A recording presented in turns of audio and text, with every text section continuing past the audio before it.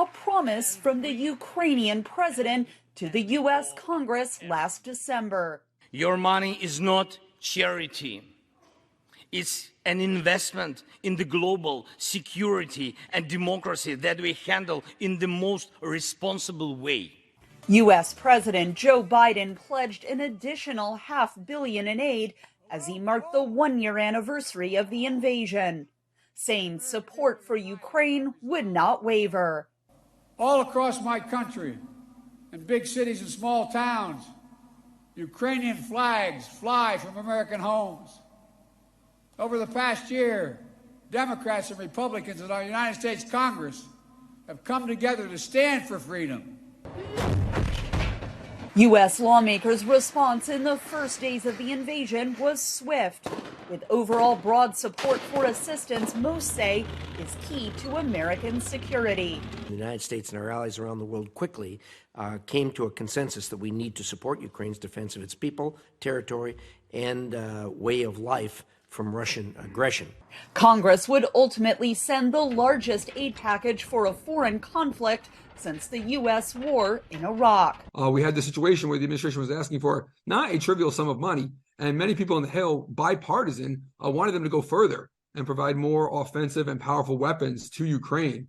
And so that's sort of unusual in American history. Typically, presidents are on the leading edge of these sorts of international conflicts. But a year on, public support in the U.S. appears to be softening. According to a February 2023 Associated Press poll, 48% of Americans favor sending weapons, down from 60% who favored the move in a May poll of last year.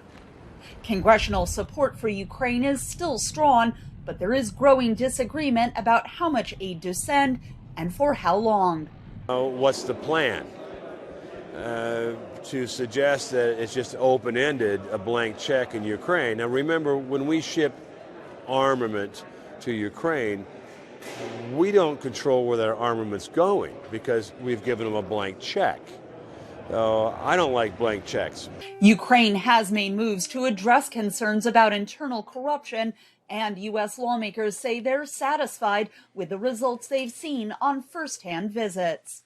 We're very reassured that our military assistance is going to where it should be going to, and the accountability and transparency is there. Leading foreign policy voices in the Senate say the outcome of the war in Ukraine will have consequences for U.S. policy for decades. What is at stake is not only the Ukrainians' freedom, which in and of itself is important, but also the proposition that you cannot by force take another country's territory. Because if that can become the rule of the day, there are many despots and authoritarians who will seek to do that. With no clear end to the conflict in sight, the U.S. Congress is expected to debate additional aid in the coming months. Katherine Gypson, VOA News, Capitol Hill.